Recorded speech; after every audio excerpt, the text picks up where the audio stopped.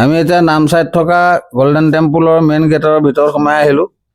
সোমাই আহি এয়া আমি প্ৰথম গল্ডেন টেম্পুল ভাগ দেখিছোঁ। গল্ডেন টেম্পুল মানে দেখিবলৈ একদম গল্ডেনৰ নিচিনা, পূৰা সোণৰ নিচিনা। আৰু ইয়াৰ ভিতৰত এতিয়া কি আছে, এয়া ভিতৰত সোমাই আপোনালোকক আমি দেখুৱাম। কিন্তু বাহিৰত দেখিছোঁ বহুত হেজাৰ হেজাৰ মানুহে এই টেম্পুল ভাগ চাবলৈ আহিছে। মানুহৰ সমাগম দেখি বৰ সুন্দৰ লাগিছে।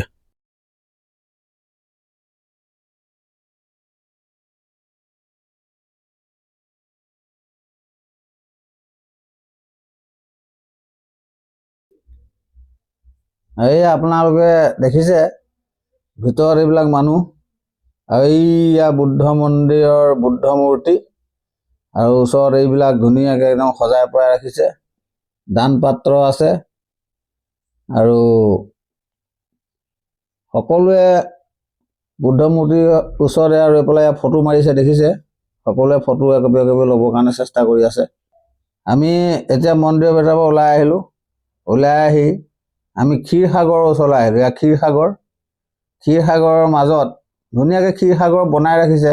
তলত পানী, ৱাল দি পেলাই পানী, তাত এটা সাপৰ মূৰ্তি আছে। সাপৰ ওপৰত এয়া বুদ্ধ মূৰ্তি বহি আছে। বুদ্ধ মূৰ্তিটো চাৰিওফালে চাৰিজন দেৱতাই প্ৰাৰ্থনা কৰি থকা দেখুৱাইছে। ইয়াত এয়া বুদ্ধ মূৰ্তি। এইবিলাক মানুহে বহি পেলাই ফটো লৈছে লগতে। এয়া চাওক ক্ষীৰসাগৰ, একদম ধুনীয়া, ইমান ধুনীয়া পানী, ইমান সুন্দৰ দেখিবলৈ। গোটেই মানুহ, অগণন মানুহ। আপোনাক আমি ক্ষীৰসাগৰ দেখুৱালোঁ। তাৰপিছত আমি দেখুৱাবলৈ আহিছোঁ টিলিঙা বজোৱা। ড্ৰেগনৰ নেগুৰে এই টিলিঙাটো ধৰি পেলাই ইয়াত বজাই আছে। আপোনালোকে লক্ষ্য কৰক, এইটো ড্ৰেগন। এয়া ড্ৰেগনৰ নেজডাল, এই টিলিঙাটো বজোৱা যিডাল মানে লোহা, সেই লোহাডালত পাক খুৱাই পেলাই এটা মূৰ্তি বনাই থৈছে। দেখিবলৈ বহুত ধুনীয়া লাগিছে। এই দেখিছে আপোনালোকে। আৰু মন্দিৰ ভাগো একদম ধুনীয়াকৈ সজাই পৰাই ৰাখিছে, তলত গ্লাছ লগাইছে। আমি ড্ৰেগনে টিলিঙা বজোৱা মন্দিৰ ভাগ এৰি বেলেগ এভাগ মন্দিৰ দেখিছোঁ ওচৰতে। সেইভাগ মন্দিৰৰ ভিতৰত কি আছে আমি চাবলৈ আগবাঢ়ি আহি আছোঁ। এই মন্দিৰ ভাগ কেইবাজন মিনিষ্টাৰ, MLA গোট খাই পেলাই ডনেট কৰা হয়। এতিয়া কিনো এই মন্দিৰ ভাগৰ ভিতৰত আছে আপোনালোকেও নাজানে, আমিও নাজানো। তাৰ ভিতৰ সোমাই চালেহে আমি গম পাম। সেয়েহে আমি ভিতৰলৈ আহি আছোঁ। ইয়াতো আমি বুদ্ধ মূৰ্তি এভাগেই দেখিছোঁ। এই ভাগো বৰ ধুনীয়া, একদম সোণৰ বুদ্ধ মূৰ্তিৰ নিচিনা, মানে সোণৰ নিচিনা দেখিবলৈ। ৰং মাৰিছে নে সোণৰে নে সেই কথাটো বিশেষ নাজানো।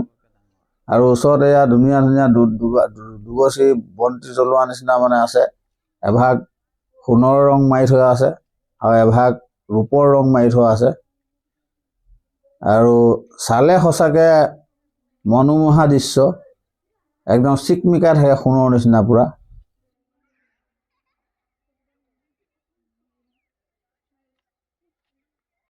আমি এতিয়া ইয়াত এভাগ নামঘৰৰ নিচিনা এটা ঘৰ দেখিছোঁ। এই ঘৰটোৰ ভিতৰত কি আছে আমি চাবলৈ আহি আছোঁ। এইটো ঘৰটো আপোনালোকে দেখিছে। এই ঘৰটোৰ ভিতৰত কি আছে, ইয়াত কি কৰে, সেই বিষয়ে আমি ভিতৰত সোমালেহে গম পাম।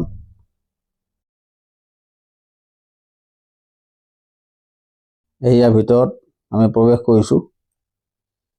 ধুনীয়া লোহাৰৰ গেট আছে, এইয়া গ্লাছ লগোৱা আছে। তাৰপিছত আমি ভিতৰত সোমাই ধুনীয়াকৈ চাবলৈ গৈ আছোঁ।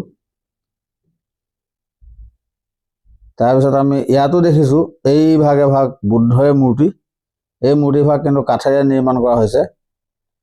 আৰু আমি জানিব পাৰিছোঁ এই মূৰ্তিভাগৰ যিটো ঘৰ, এই ঘৰটোতে মানে বুদ্ধ ধৰ্মৰ বিষয়ে নতুন নতুন মানুহবিলাকক শিক্ষা দিয়া হয়। এইটো ঘৰটো বহুত ডাঙৰ ঘৰ। এতিয়া আমি আৰু এভাগ মন্দিৰ দেখিছোঁ।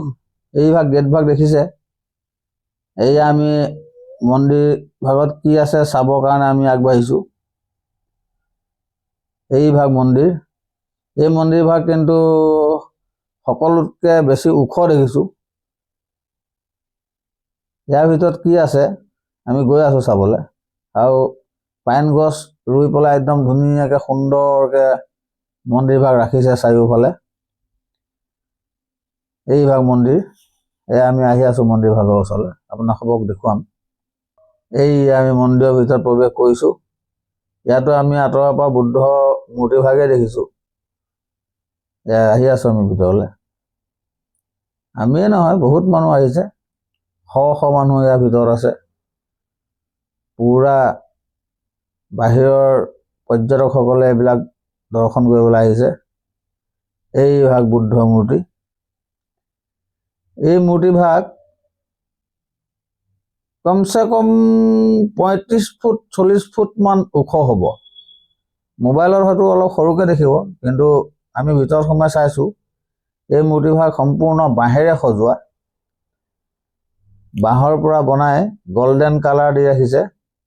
আৰু মূৰ্তিভাগৰ ওখটো 35 ফুট 40 ফুটতকৈ কম নহ'ব, ইমান ডাঙৰকৈ ওখকৈ বনাইছে। তাৰ ওচৰতে ইয়াত টিলিঙা বজাবৰ কাৰণে এগৰাকী দেৱী আছে।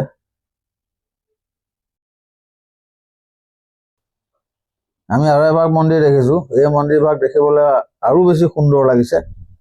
এইয়া দেখিছে 3 খলপীয়া 4 খলপীয়া মন্দিৰ। খিৰিকীবিলাক ইমান ধুনীয়া ডিজাইনত বনাইছে। মই আগতীয়াকৈ মন্দিৰভাগ চাৰিওফালটো এবাৰ প্ৰদৰ্শন কৰি চাই লওঁ কেনেকুৱা। চালে মানে চাই থাকিবলৈ মন যায়, সেইকাৰণে চাৰিওফালটো এবাৰ চাই লওঁচোন দেই।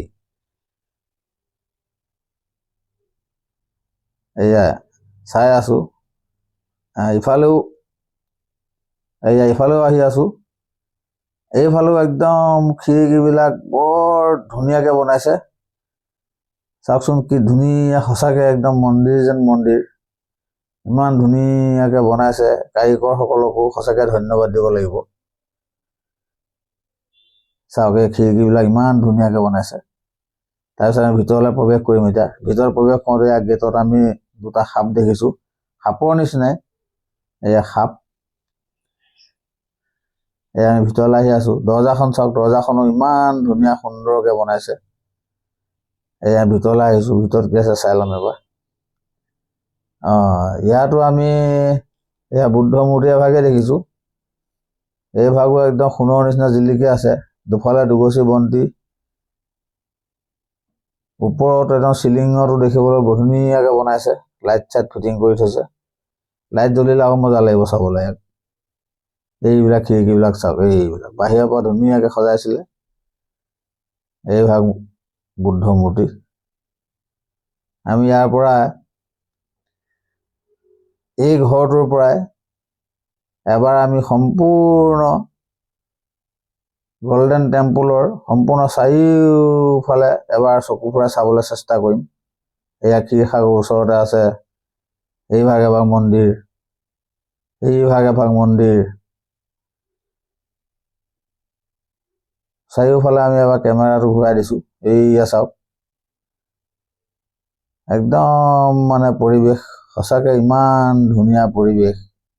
আগতে চাই যোৱা মানুহবিলাকে আমাক কৈছিলে লাইট জ্বলালে চাবলৈ ধুনীয়া হ'ব বুলি।